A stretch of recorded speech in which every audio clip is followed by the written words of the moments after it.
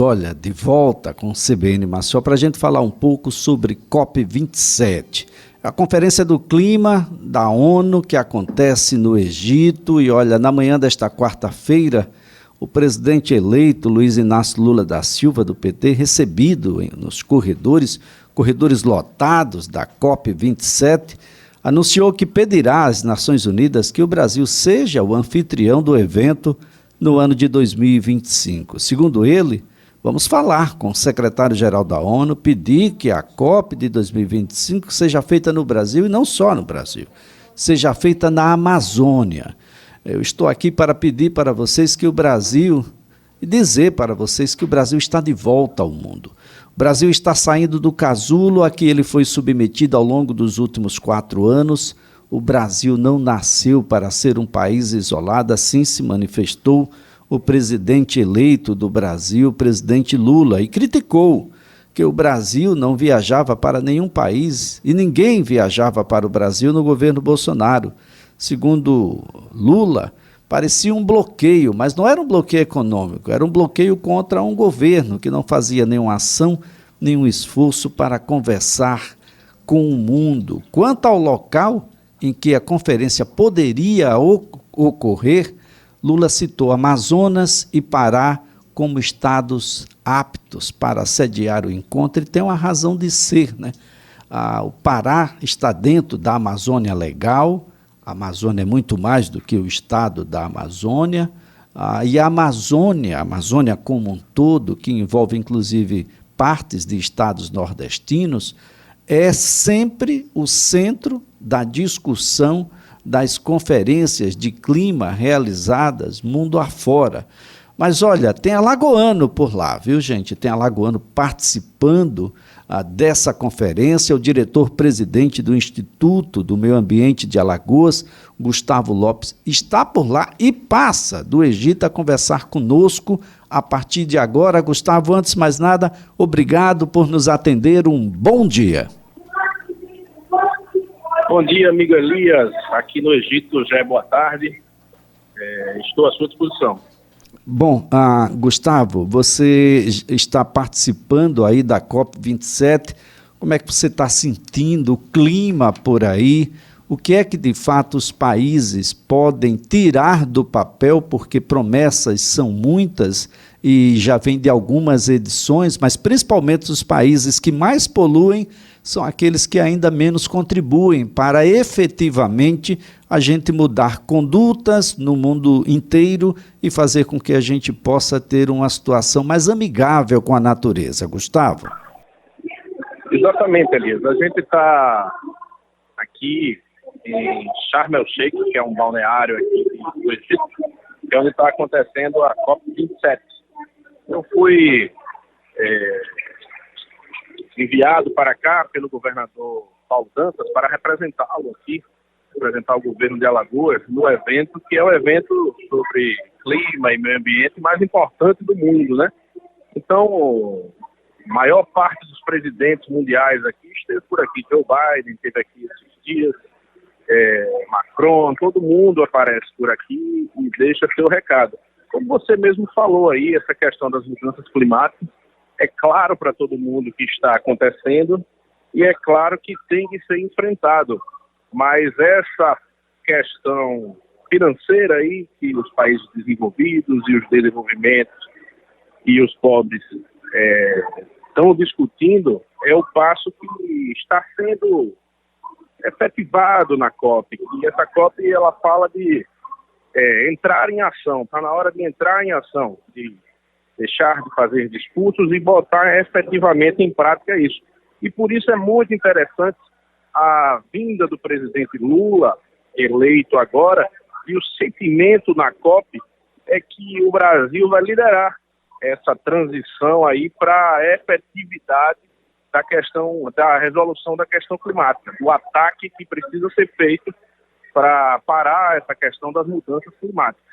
Então, a gente fica muito feliz hoje aqui. O Lula veio pela primeira vez na COP, no pavilhão, aqui que o Brasil está. O Brasil tem um stand aqui, do governo brasileiro, que é pouco frequentado e tal, e tem um stand da sociedade civil aqui do Brasil, que é muito frequentado, sempre cheio, e um stand do consórcio Amazônia, que também está sempre cheio.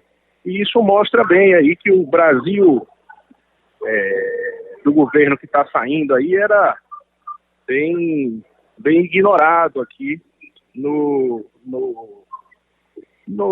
plenário internacional, né? Então, é isso aí que o mundo está pensando agora, que com Lula o Brasil volta a dialogar, com Lula o Brasil volta a ter voz e vez.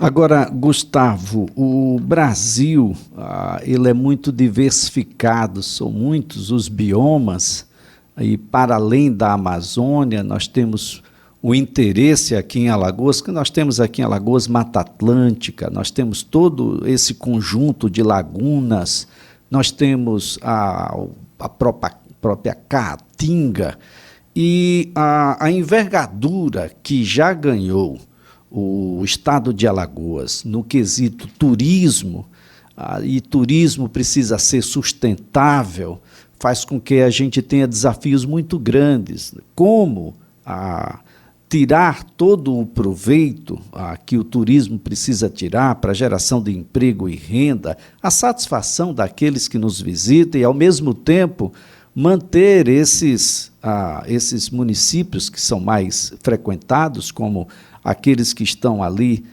na região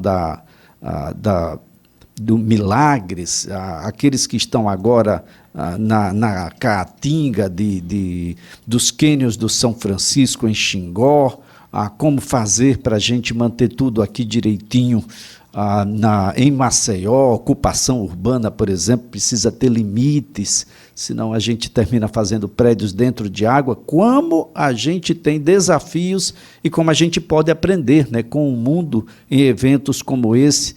Você sai daí bastante enriquecido e muito provavelmente cheio de ideias, né, Gustavo? Com certeza, Elias.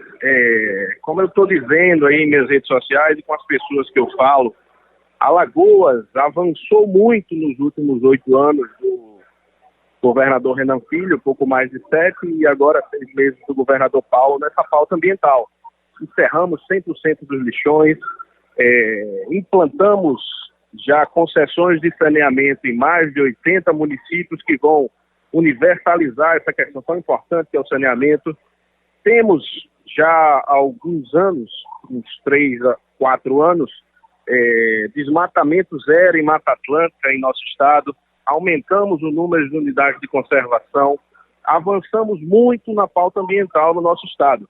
E eu tenho dito que a Alagoas está pronta para entrar agora nesse debate mais qualificado, esse debate mais mundial das mudanças climáticas, dos créditos de carbono e todas essas ações que são discutidas a níveis mundiais e que chegam na ponta que a turma está sofrendo por causa do meio ambiente. A gente vê aí os mares subindo, destruindo a orla aí cada vez mais. A gente vê as chuvas totalmente fora de época e com volumes absurdos. A gente vê calor fora do normal. Isso tudo é a mudança climática que é tão falada e debatida. Então, a nível nacional, agora temos um governo que entende que isso acontece e vai atacar isso. A nível mundial, temos cada vez mais se falado disso e se entendido que é o momento de resolver e parar de conversar, de empurrar o problema para um lado para o outro. E a nível local, estamos prontos para iniciar esse tipo de ataque também no estado de Alagoas. Temos muitas ideias, como você disse aí, já temos boas conversas com o governador Paulo para implantar essas ideias, e ideias novas também estou levando para ele aí para a gente avançar ainda mais. Esse é um grande desafio, Gustavo. A gente precisa se aperfeiçoar enquanto humano e enquanto instituição e mobilizar uma ação empresarial que se faz necessária no mundo moderno para um desenvolvimento que seja alavancado por meio da bioeconomia. Aliás, bioeconomia é uma palavra que deve estar sendo bastante empregada por aí, mas é mais do que uma palavra, é um conceito que você transforma o ambiente natural, que é, na verdade, o teu maior insumo, em algo que você explora, mas não depreda. Você explora, mas você mantém, até porque aquele é o elemento fundamental para a atração das pessoas, como é o caso aqui das nossas naturezas, né? Dos nossos cânions, das nossas praias, das nossas matas, da nossa história e da nossa gente, Gustavo. Com certeza, isso aí. A bioeconomia é tratada, com certeza, aqui, as palavras agora aqui são resiliência ambiental, justiça ambiental, então eles estão indo mais à frente ainda, só que a gente tem que resolver essas questões para trás aí, de bioeconomia, avançar com a pauta do crédito de carbono aí em Alagoas, que é a gente conseguir gerar renda, gerar recursos, gerar dinheiro para quem mantém a floresta em pé em Alagoas. Você sabe que a gente tem muitos produtores nesse sentido. Avançar ainda mais para quem trocar o seu pedaço de terra por terra de floresta, e isso tem que gerar renda. No fim das contas, conviver em sociedade também é gerar renda para o maior número de pessoas possível e também para quem tem a sua terra poder gerar renda através do meio ambiente também.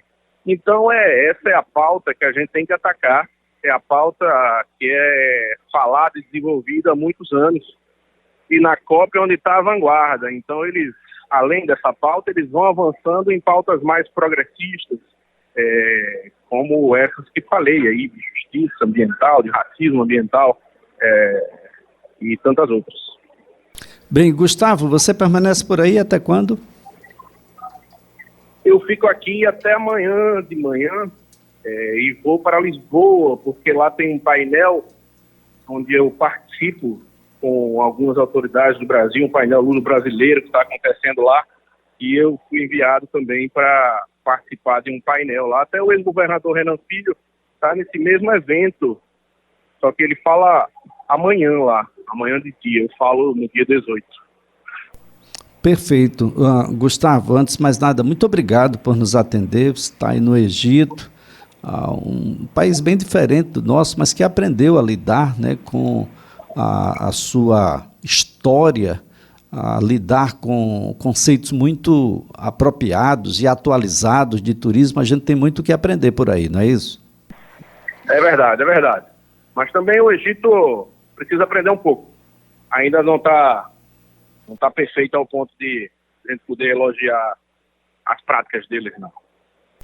Já tem muita coisa para fazer, né, Egito? Talvez aí a conferência possa ajudar aos egípcios, e quem sabe uma conferência aqui no Brasil possa nos ajudar e muito.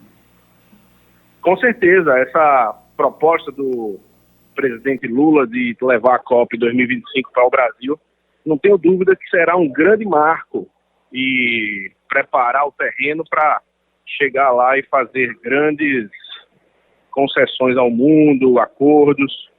Eu acho que é isso. A meta do Brasil é isso, é destravar os diálogos que estão travados e ser líder nessa pauta mundialmente. Muito bem, Gustavo, mais uma vez muito obrigado. Um ótimo dia, ótima viagem para você, um excelente evento. Um abraço a todos, amigo. Obrigado, um abraço. Olha, Gustavo Lopes é diretor-presidente do Instituto do Meio Ambiente aqui do estado de Alagoas. Aliás, o Brasil precisa aprender e aprender muito. Nós temos ilhas no Caribe que têm dezenas de vezes mais atrações turísticas e com a recepção dezenas de vezes maior de turistas estrangeiros do que nós, mesmo com a dimensão continental que nós temos. Os institutos de meio ambiente Brasil afora, federais, estaduais e municipais, também precisam evoluir muito nesse conceito, na medida em que as autorizações e licenças para a construção de determinados equipamentos, sejam aqueles mais próprios, como uma residência, até mesmo indústrias e equipamentos verticais, como os prédios, precisam ser elencados e com a responsabilidade com o futuro, né? Fiquei muito triste ao passar ali pelo litoral norte da cidade de Maceió. Quem passa por Guaxuma Jacarecica, Garça-Torta, Guaxuma, chegando a Sereia, a ver lamentáveis construções, edificações muito altas, né, de prédios que estão não só às margens da praia, mas praticamente dentro da água. Construções que outrora seriam proibidas caso levasse em consideração que faz sombra na água e que isso teria um elemento diferenciado. Talvez uma viagem aqui mesmo, né, a Paraíba, a gente pudesse aprender um pouquinho mais de como é por lá, por que a gente não tem um tratamento melhor dessa ocupação, e de que modo essa ocupação pode trazer um pouco mais adiante prejuízos irreparáveis para a orla, né? Então, do ponto de vista ambiental, precisamos aprender todos. Os países que poluem muito e que precisam dar uma contrapartida maior, porque se desenvolvem mais à custa de todos, e aqueles que ainda não estão no nível de desenvolvimento adequado, como é o caso do Brasil, e que precisa também de uma forma de conduzir melhor aquilo que não fora conduzido pelos grandes países do mundo, aqueles que poluem mais e que se industrializaram mais. A gente não pode sofrer por uma causa, nem por outra, nem pelas duas.